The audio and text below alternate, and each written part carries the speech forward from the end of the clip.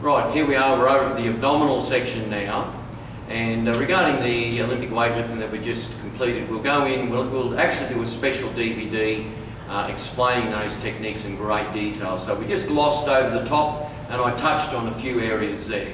Now, regarding your abdominals, the rectus abdominis, which is your main abdominal muscle, is actually attached to the top of your sternum here, through the ribs here. It actually goes down the front of the body and hooks into your pubis bone there. So when you actually contract the abs, it actually only moves 15 degrees.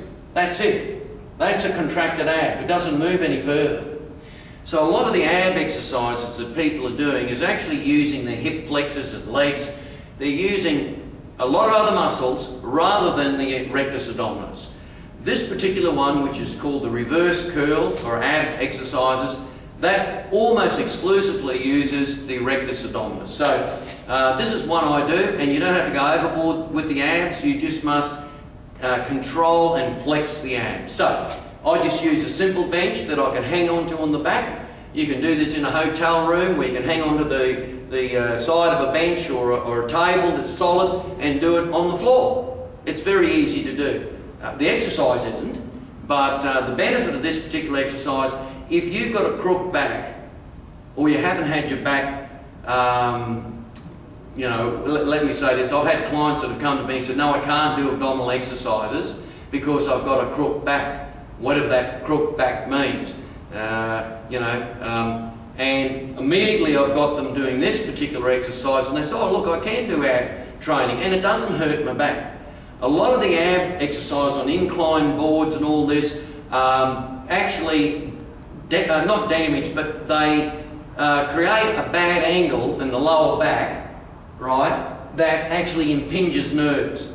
Now, I've got to look at each particular exercise and advise clients accordingly, but because I've had herniated discs in the lower back, I understand all that because I went through it all myself. So again, this industry is an applied science.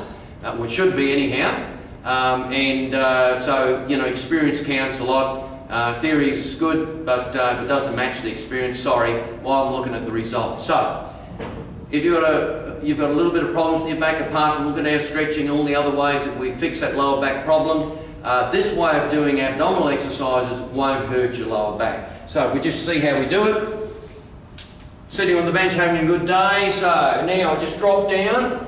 And here I've locked my arms and hung on to the posts just as an anchor point. I relax the neck. I don't pull my neck up and have the sternomastoid muscles pulling my head forward and all those negative things that happen balance-wise. I relax my neck. Now notice that my feet are very, very close to my glutes. I don't put my feet up in the air. As soon as I do that, I can feel it in the lower back. I don't want that. I don't want a lower back problem while doing abs. I just want to focus on the abs. So drop the feet. Keep them very close to your butt. Now, as I said to you before, the ab only contracts 15 degrees. It pulls up the hip girdle. That's all it does.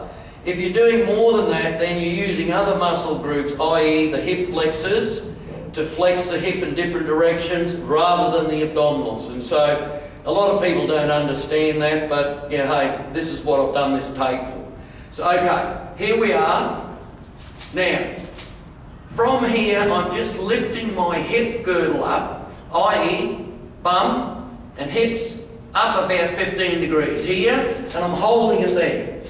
I'm not rolling up here to take the tension off my abs and hurt my back. I'm just coming up 15 degrees and holding it, holding it, holding it. My abs are really, really feeling it now. They're sort of contracting really well. Hold it slowly down.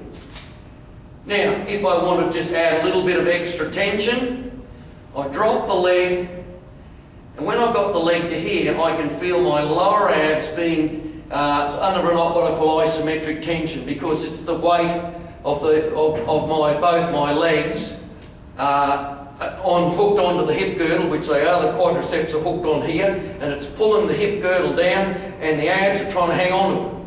So that causes a little bit of downward or lower ab pressure. Then I'll bring it up and up to 15 degrees. Hold it, hold it, hold it, slowly down. Now, for most people, just to here is far enough.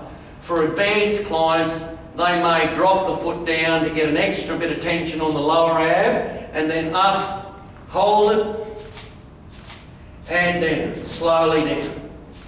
Right, pointer stretch.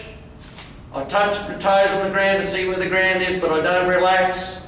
We go up, hold it, hold it, hold it, pointer contraction, slowly down. You'll notice when I did that, my butt came off the ground probably about 15 degrees. That's all. Because that's the limit of your stomach muscles. It's just going here to there. That's all they contract to. So we're keeping within the full range of motion of the rectus abdominis. Now, that's the prime ab exercise. I have other ab exercises, but if you get that one right first, you'll be able to pull the abdominal muscles in very, very significantly. And the other thing is, when we do the stiff-legged deadlifts with a moderate weight, it works on your rectus spinae group, which is the group attached to the L1 to 5, near your tailbone here, there. So it works stomach, back.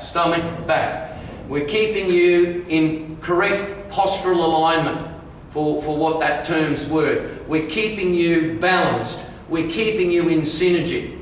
All the Healy's health and fitness programs are what I call using the age-old martial arts theory of yin and yang, soft and hard, balance. Soft and hard balance, not always hard. And if it hurts beyond a level of 7 out of 10, it's the wrong exercise for you. Anyway, we'll move on to the next exercise very shortly. Thanks, Marty.